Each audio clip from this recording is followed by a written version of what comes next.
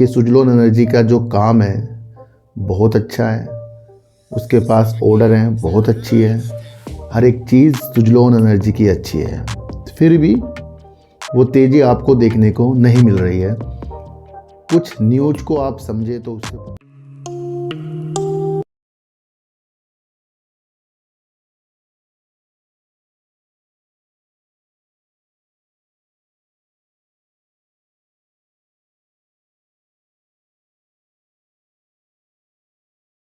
नमस्कार, मैं स्वागत करता हूं आपका अपने ही चैनल पर जिसका नाम है सार्थक बाजार से।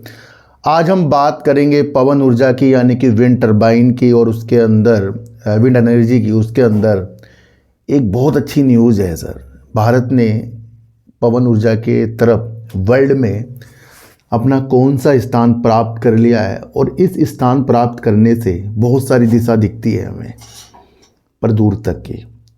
दूसरा हम बात करेंगे सुजलोन एनर्जी के ऊपर। एक ब्रोकरेज फर्म ने अपनी होल्ड की रेटिंग और 56 रुपये के टारगेट दिए हैं, और भी बहुत कुछ सुजलोन के ऊपर उन्होंने बताया है।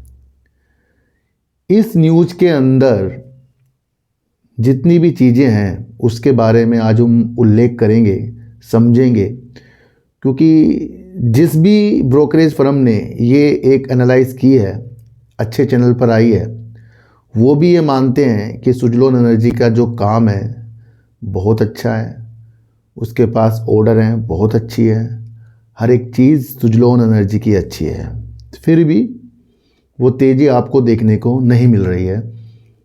कुछ न्यूज़ को आप समझे तो उससे बहुत कुछ आपकी आगे की दिशा बन सकती है। और हम बात करेंगे, मेरे प्यारे सब्सक्राइबर ने कहा है अपोलो इंडस्ट्री, यानी कि गुजरात अपोलो इंडस्ट्री लिमिटेड के ऊपर वीडियो बनाइए। देखो सर, एक चीज़ आपको बाज़ार के अंदर, शेयर बाज़ार के अंदर, व्यापार के अंदर, जीवन में माननी होगी कि किसी भी व्यक्ति की हर एक चीज़ बचपन से लेकर बुढ़ापे तक नॉर्मल नहीं होगी। मतलब कि बचपन से वो एंड तक के बिल्कुल टेंशन मुक्त हो, उसके पास कोई मुसीबत ना आए, ऐसा हो नहीं सकता।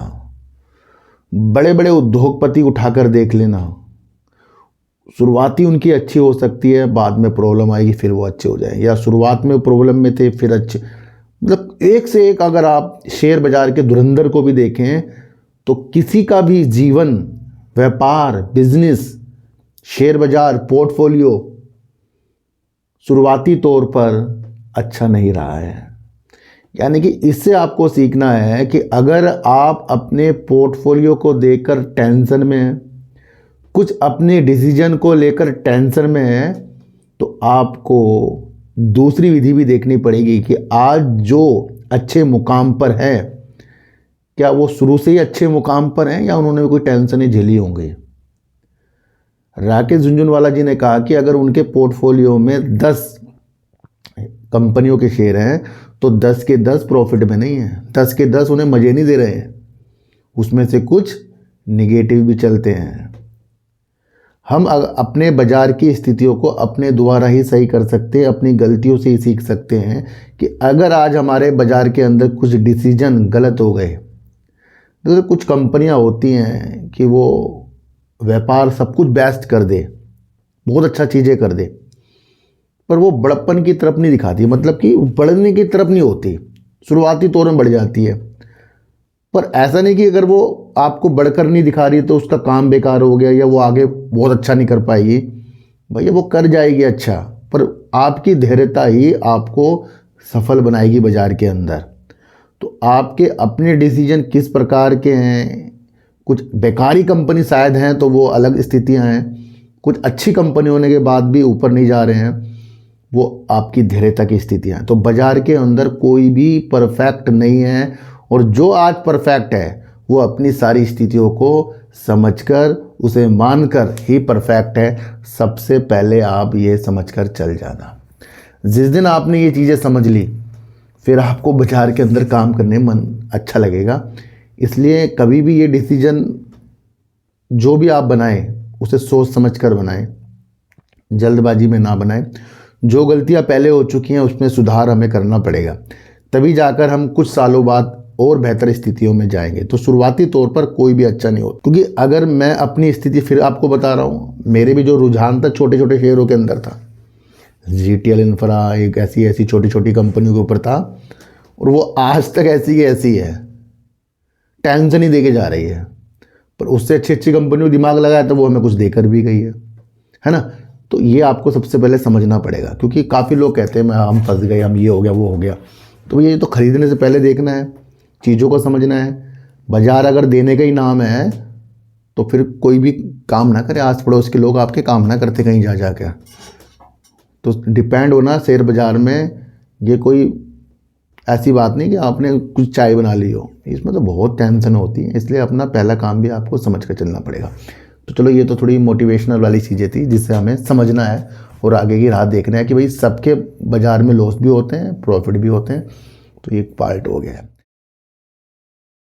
सब्सक्राइबर ने, ज्वाइन मेंबर ने, देखो सर मुझे काफ़ी लोगों ने ज्वाइन कर रखा है, और उसकी जो एक तरह से दक्षिणा समझ लो, जो भी चीज़ आप समझ सकते हो, प्यार समझ लो, तो वो लास्ट का 89 रुपीज़ है, 90 रुपये तक है। तो जो भी मुझे लोग प्यार कर सकते हैं, कर ही रहे हैं, तो वो ज्वाइन भी बटन दबा सकते हैं। तो ये महीने के 89 रुपीज़ की स्थितियाँ हैं, तो इसे आप समझ सकते हैं। तो मेरे ज्वाइन मेंबर ने कहा है कि सर अपोलो इंडस्ट्री के ऊपर वीडियो बनाइए, ये सर्किट मार रहा है। तो सबसे पहले एक चीज़ आप समझो कि किसी भी शेयर का सर्किट मारना या लोअर सर्किट मारना, अपर सर्किट या लोअर सर्किट मारना, इस बात की चीज़ों से मत उलझना कि उसको गिरावट में मैं बेच दूँ कि लोअर सर्किट मार रहा है और भाग रहा है, अगर मेरे पास नहीं है तो उसे मैं खरीद लूँ। तो इन दोनों स्थितियों के साथ आपको ही अपने द्वारा कदम उठाने हैं। तो इन दोनों की स्थिति से अगर आप खरीद बेच कर रहे हो तो ये हमारे लिए कुछ महत्वपूर्ण चीज़ नहीं हो सकती, यानी कि हमारे लिए कुछ सिखाने वाली चीज़ नहीं है। ये तो एक छलावा है कि जो गिरावट और उछाल में हमें प्रेरित कर रहा है खरीदने बेचने के लिए। तो सबसे पहले तो आप इस मकसद को समझो। अपोलो इंडस्ट्री का अगर मैंने शेयर डालकर सर्च किया तो वो आया है गुजरात अपोलो इंडस्ट्रीज़, जो अपोलो ग्रुप की कंपनी है। तो अगर आप इस कंपनी के बारे में बात कर रहे हैं तो मैं इसकी आज आपको डिटेल चीज़ें बताऊंगा। तो सबसे पहले आप इसको बताने से पहले आपको एक चीज़ समझनी है, भारत के अंदर खनन के लिए, कंस्ट्रक्शन के लिए, सड़क निर्माण के लिए काफ़ी भारी भारी मशीनों का उपयोग होता है। भारत के अंदर हम खनन अब ज़्यादा करते जा रहे हैं ताकि हम विदेशों में निर्भर ना रहें। तो इस तरीके से ब्लॉकों की नीलामी जो है सरकार करती जाती है, और उसके लिए फिर मशीन की जो आवश्यकता है वो भी तो पड़ेगी, क्योंकि हाथों से तो होने का नहीं है कि तसला उठाया उससे काम कर लिया जी, फावड़ा उठाया उससे खोद लिया जी। तो ये मशीनों के द्वारा चीज़ें होती हैं। तो आपको ये समझना है कि भारत के अंदर अगर सड़क की स्थितियाँ बन रही है तो उस मशीनरी का निर्माण जो है ये कंपनी करती है। यानी कि अगर हम कंपनी का वर्क देखें तो बेस्ट है, यानी कि कंस्ट्रक्शन और खनन की स्थितियों के लिए कंपनी वर्क करती है, यानी कि उसकी मशीन बनाती है क्रैशिंग और स्किनरिंग का। यानी कि क्रैशिंग का मतलब बड़े बड़े पत्थरों को जो मशीनें होती है वो काटती है, उसे छोटे छोटे टुकड़ों में तब्दील करती है या उसको पीसती है। फिर जो स्क्रीनिंग होती है वो जो पत्थर तोड़े गए हैं उसको एक साइज़ के हिसाब से उसको छानती है, उसको बनाती है। तो दोनों चीज़ ही खनन के लिए बहुत आवश्यक है, चाहे वो कोयला हो, पत्थर काटना हो, अलग अलग धातु का निकलना हो। तो इस तरीके का जो मशीन का उपयोग जो है कंपनी वर्क करती है। तो देखने में क्या लग रहा है, कंपनी का काम बहुत वैल्यूबल आपको देखने को लग रहा है। तो ये आप समझ कर चलिए। तो ये काम की दिशा हमने इस कंपनी की समझ ली है। दूसरा अगर हम देखें तो इस तरीके की ये 8वें नंबर पर कंपनी आती है जिसका शेयर 400 रुपये करीब चल रहा है, और मार्केट कैप के हिसाब से भी कंपनी काफ़ी छोटी है, यानी कि 8वें नंबर पर आती है। और इससे ऊपर काफ़ी कंपनी है जो इनके शेयर काफ़ी ऊपर भी है। तो अगर ये कंपनी साल दर साल अच्छा वर्क करती जाएगी तो फ्यूचर में कंपनी ग्रोथ कर सकती है। पर आपको समझना है कि कंपनी जो है काफ़ी छोटे लेवल की कंपनी है, यानी कि कंपनी का जो मार्केट कैप है वो बहुत कम है। कंपनी के अंदर एक स्थितियाँ और देखें तो सिर्फ पब्लिक और प्रमोटर है। और मैंने आपको कहा था कि जिस कंपनी के अंदर पब्लिक और प्रमोटर हो और एफआईज अपने प्रॉफिट की इच्छा के साथ आते हों और डीआईज जो हैं वो अभी दखल नहीं दे रहे हैं, तो यानी कि कंपनी में काफ़ी समय लगने वाला है, चाहे भले ही कंपनी कितना अच्छा वर्क कर ले। तो आप ये समझ कर चल सकते हैं। तो यानी कि इस कंपनी से भी हमें शेयर होल्डिंग पैटर्न देखकर लग रहा है हमें थोड़ा सतर्क रहना पड़ेगा, पर काम कंपनी का बेहतरीन है। तो मैं वो सारी चीज़ें आपको बता रहा हूँ। तो और ज़्यादा इस कंपनी के बारे में आपको समझना बिल्कुल भी नहीं है, क्योंकि इसके अलावा आप क्या समझ लो, कंपनी उस मशीनरी का यूज करती है जो कंस्ट्रक्शन, खनन और सड़क के निर्माण में मशीनें लगती हैं। तो ये जो चीज़ है प्रगति की ओर है, देश के अंदर ये चीज़ें होती जाएंगी। सबसे पहले आपको ये समझना है। अगर हम कंपनी का मार्केट कैप देखें तो लगभग 546 करोड़ का है, यानी कि कंपनी का मार्केट कैप जो है काफ़ी कम है। और करंट प्राइस देखिए 421 रुपये करीब का है। 556 का कंपनी ने हाई लगा रखा है, 246 रुपये कंपनी का लो है। और अगर हम कंपनी का स्थितियाँ देखें तो डिविडेंड काफ़ी अच्छा कंपनी देती है। और स्थिति अगर आप देखें तो सितंबर 2024 में कंपनी ने 9 करोड़ 83 लाख की सेल कर दी थी और करीब करीब 5 करोड़ का कंपनी ने प्रॉफिट किया था। तो ये भी आप समझ कर चल सकते हैं। सितंबर 2025 में कंपनी ने अपनी साल दर साल सेल को बढ़ाया, जो करीब करीब 12 करोड़ 89 लाख की थी और करीब करीब 2 करोड़ 34 लाख का कंपनी ने प्रॉफिट, यानी कंपनी प्रॉफिट भी कर रही है और सेल को साल दर साल भी बढ़ा रही है। लेकिन देखने को ये मिल रहा है कंपनी की जो सेल है ना स्थिर नहीं है, कि भैया अगर आज कंपनी ने सेल को 10 करोड़ कर दिया तो अगले बार 11, फिर 12, 13, इस तरह से बढ़ाने के हिसाब से नहीं है। दिसंबर 2023 की भी स्थिति अगर हम देखें तो उस वक्त भी कंपनी की जो सेल थी इस तरीके से ही घूम रही है। अभी तक की कंपनी की सेल ने 20 करोड़ का आंकड़ा पार नहीं किया है। तो आप ये भी समझ कर चलना। तो छोटे लेवल की भी कंपनी है, उस उद्देश्य से कंपनी अभी का विस्तार नहीं है जिस उद्देश्य से कंपनी का वर्क है। तो आप ये समझ सकते हैं। तो छोटे लेवल की कंपनी है तो यहाँ पर आपको बहुत सतर्क रहना पड़ेगा, मैं आपको फिर बता रहा हूँ। दूसरी बात अगर हम देखें तो कंपनी के पास रिजर्व भी काफ़ी अच्छा खासा है, जो 480 करोड़ रुपए करीब का है। उधार कंपनी में बहुत कम है, जो 45 करोड़ का है। कैश फ्लो और मार्च 2025 का देखें तो भैया काफ़ी बेकार देखने को आपको मिल रहा है। अब यहाँ पर अगर आप देखें तो अक्टूबर 2025 में प्रमोटर 47.30% के हैं, यानी कि सितंबर 2025 में करीब करीब 52% के प्रमोटर्स थे, जिन्होंने अक्टूबर 2025 में हाल ही में इसका शेयर होल्डिंग पैटर्न आया है, जिसके अंदर प्रमोटर ने अपनी होल्डिंग को घटा दिया है। क्या हो गया है? पब्लिक ज़्यादा हो गई है, यानी कि 52.70% कंपनी के अंदर पब्लिक है। तो सबसे पहले आपको ये समझना पड़ेगा कि यहाँ पर पब्लिक और प्रमोटर ही कंपनी में, तो थोड़ा सा ये टेंशन का विषय है, बल्कि काम कंपनी का बहुत बेहतरीन है। तो ये आपको समझ कर चलना पड़ेगा। मैं फिर कह रहा हूँ भैया, मैंने वीडियो बनाई है, मैंने ये नहीं कहा आपको ये खरीदो वो बेचो। किसी ने मुझे कहा वीडियो बनाने के लिए, जो चीज़ मुझे दिख रही है मैंने आपको वो बता दिया। अच्छा, अब हम उतरेंगे पवन ऊर्जा की तरफ। और पवन ऊर्जा के अंदर अगर हम देखें तो सबका चहेता शेयर है सुजलोन एनर्जी। उस पर भी कुछ न्यूज आई है और भारत ने कुछ डंका बजा दिया है पवन ऊर्जा की तरफ। उसको सबसे पहले आपको समझना है। सुजलोन एनर्जी से पहले आपको वो विधियाँ समझनी है कि देश के अंदर पवन ऊर्जा की स्थान कहाँ तक पहुँच गया वर्ल्ड में, क्योंकि ये एक दृष्टि दिखा रहा है कि हम जोरों शोरों से भारत के अंदर विंड टर्बाइन के ऊपर वर्क कर रहे हैं। अब विंड टर्बाइन के ऊपर वर्क क्या है, सिर्फ सुजलोन नहीं कर रहा है, सुजलोन के अलावा आइनॉक्स विंड भी कर रहा है, दूसरी एक अडानी ग्रीन एनर्जी भी कर रही है, कुछ सरकारी कंपनियां भी कर रही हैं, कुछ प्राइवेट कंपनी भी कर रही है। तो सब मिलाकर एक विंड में जो एनर्जी उन्होंने बना ली, गीगावाट बना दिया, उसकी वजह से भारत की स्थितियां जो है तीसरे नंबर पर आ गई। ये आपको सुजलोन एनर्जी से ज़्यादा ये समझना है कि विंड की वृद्धि देश के अंदर हो रही है नहीं हो रही है। तो सबसे पहले आप ये समझें। पहले नंबर पर चीन है जो पवन ऊर्जा पर बहुत बेहतरीन वर्क करता है पूरे वर्ल्ड में। दूसरे नंबर पर आता है अमेरिका और अब तीसरे नंबर पर आ गया है भारत। तो आपको ये समझ कर चल। सबसे पहले मैं आपको एक चीज़ देखो सर, आपको एक चीज़ और भी समझनी पड़ेगी कि 2020 से पवन ऊर्जा पर भारत धीरे धीरे वृद्धि कर रहा है। क्या है ये? 2020 से भारत जो है धीरे धीरे वृद्धि कर रहा है और इस वृद्धि से भारत 5वें स्थान पर 2024 तक था, यानी कि काम कर रहा था, उसमें वृद्धि कर रहा था। तो अपने को 5वें स्थान पर बनाने के लिए भारत ने भरपूर प्रयास किया। नवंबर 2025 तक भारत ने करीब करीब 5.8 गीगावाट क्षमता जोड़ी है। इस मुताबिक भारत के अंदर एक बहुत बढ़िया विंड पर वर्क हुआ जो भारत को वर्ल्ड में एक रिपोर्ट के अनुसार तीसरे स्थान पर ले आया है।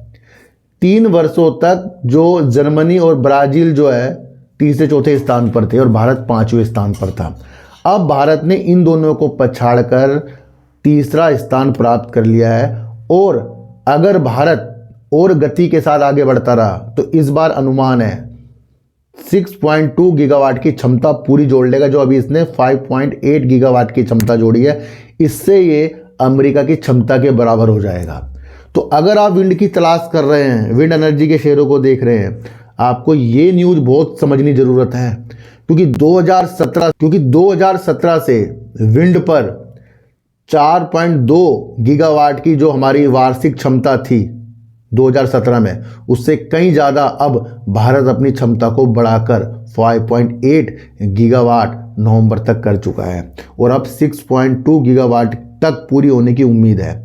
तो ये भी आपको समझकर चलना पड़ेगा। दूसरा आपको समझना है कि भारत के अंदर जो नई ऊर्जा जो इसने जोड़ी है और पूरी की पूरी जो क्षमता है, भारत 100 गीगावाट की क्षमता 2030 तक पवन ऊर्जा पर बढ़ा लेगा।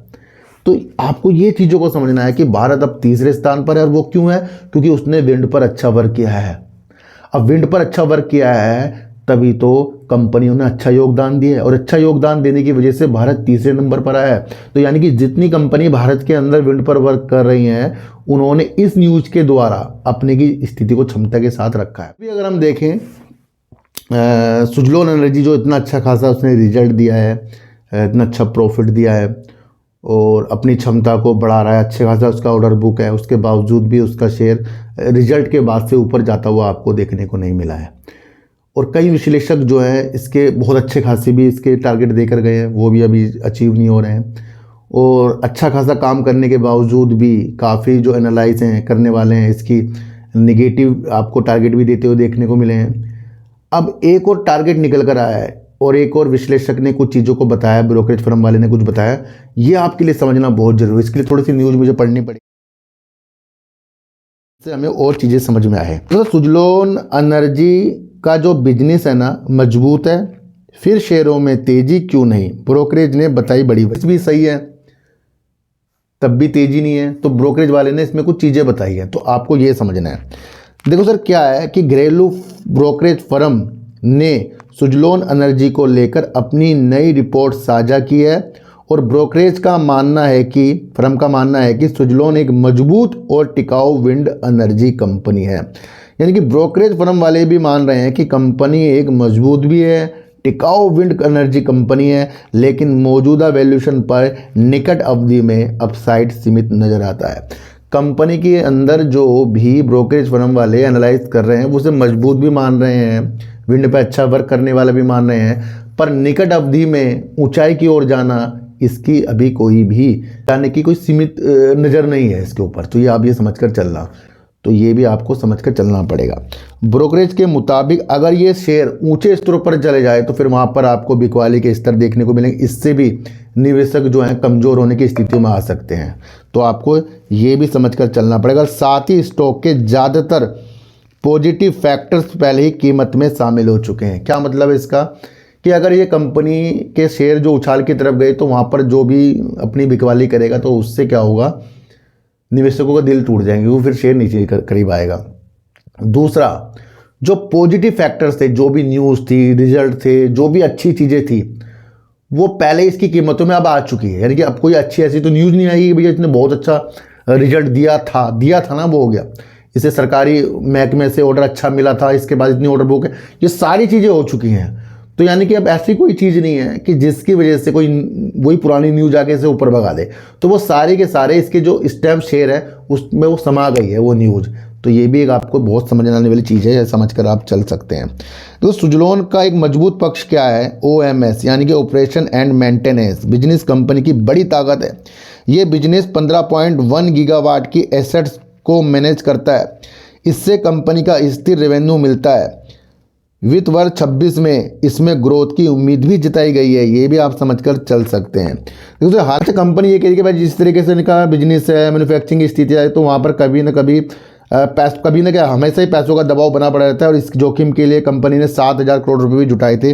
तो कंपनी भैया ये भी बताई जा रही है, और सारी की सारी वही चीज़ें इसने बताई है जो भैया 2030 तक के 100 गीगावाट की नई क्षमता को जोड़ेंगे। इस में हमने करीब करीब 6 गीगावाट की क्षमता को हम जोड़ने का लक्ष्य रखा गया है, और वो जोड़ भी लेंगे, क्योंकि 5.8 गीगावाट तक तो अभी हमारी हासिल हमने कर ली है। तो ये भी आप समझ कर चल सकते हैं। तो ये सारी चीज़ें इन्होंने बताई, और ये बता रहे हैं कि भैया 30 से 32% जो मार्केट शेयर है बाज़ार के अंदर सुजलोन का है, यानी कि ये बाज़ार के अंदर करीब करीब 32% तक की अपनी क्षमता बना कर रख रखी है बाज़ार के अंदर, इसकी बाज़ार की हिस्सेदारी है। तो ये भी एक इसका पॉजिटिव संकेत है, और कहीं ना कहीं उन्होंने होल्ड की रेटिंग भी दे दी है, और 56 रुपये का टारगेट भी इसके ऊपर दिया गया है। तो ये भी आप समझ कर चलें। तो उनके मुताबिक कंपनी की सब कुछ अच्छी चीज़ें हैं, और 56 रुपये के टारगेट आगे होल्ड की रेटिंग दी है, और सारी चीज़ें उन्होंने बता दी, जिसे आपको समझना बहुत ज़रूरी है। अच्छा, अन्य ब्रोकरेज फर्म भी कुछ ना कुछ तो बोल ही रहे होंगे ना, तो वो आपको समझना बहुत ज़रूरी है। क्योंकि अगर हम देखें तो एक सीनियर टेक्निकल एनालिस्ट ने कहा कि स्टॉक अभी भी साफ डाउन ट्रेंड में है, यानी कि अभी भी गिरावट की ओर है। डेली चार्ट पर लोअर टॉप और लोअर बॉटम बन रहे हैं, और शेयर अहम मूविंग एवरेज से नीचे ट्रेड कर रहा है। उनके मुताबिक 60 रुपये का स्तर मजबूत रेजिस्टेंस है, और किसी भी तेज़ी को एग्जिट या पोजीशन हल्की करने का मौका मानना चाहिए। तो क्या इन ब्रोकरेज फर्म ने आपको जताया कि अगर शेयर 60 रुपये तक की स्थितियों तक जाए या तेज़ी की स्थिति दिखाए, तो अपनी पोजीशन को हल्का कर ले, या फिर एक निकलने का मौका समझें। तो यानी कि ये एक निगेटिव लाइन है इस ब्रोकरेज फर्म के द्वारा, तो आप ये भी समझ कर चल सकते हैं। अच्छा, दूसरे ब्रोकरेज फर्मों ने, हालांकि इसके अंदर आनंद राठी हो गए, ICICI सिक्योरिटीज़ हो गए, मोतीलाल ओसवाल हो गए, JM फाइनेंस, उन्होंने इसकी बाय की रेटिंग भी लगातार दे रखी है, जो 82 रुपये, 76 रुपये, 74 रुपये, 70 रुपये, और एक नुआमा ने बताई थी इसकी 60 रुपये के टारगेट के साथ होल्ड के लिए बरकरार रखी गई। यानी कि कुछ निवेशक इसके अंदर अब भी बुलिश हैं, और कुछ कह रहे हैं कि भैया अब कुछ नहीं बचा, अपना पैसा सेव रखिए।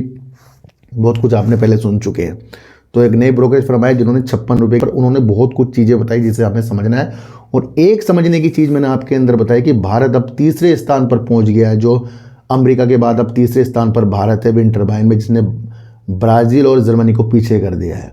और आगे जिस निरंतर गति के साथ बढ़ रहा है तो अमेरिका के बराबर ही आ जाएगा भी ये। तो आप ये समझ कर चल सकते हैं। आज की वीडियो आपको कैसी लगी एक बार मुझे ज़रूर बताना। और किसी को भी खरीदने बेचने की नीतियाँ मेरे चैनल पर बिल्कुल भी नहीं है। मेरा कोई टेलीग्राम, कोई व्हाट्सएप ग्रुप नहीं है, और ना ही आज तक मैंने बनाया है। तो सर सच्ची उड़ देखिए, अच्छी उड़ देखिए, समझ कर देखिए, चींटी को आटा दीजिए, गाय को रोटी दीजिए, और अपने बच्चों को ज़्यादा से ज़्यादा प्यार कीजिए, क्योंकि बच्चे ही आपकी मासूमियत से किस्मत पलटेंगे। तो फिर मिलेंगे आपसे नई वीडियो के साथ, जब तक के लिए नमस्कार।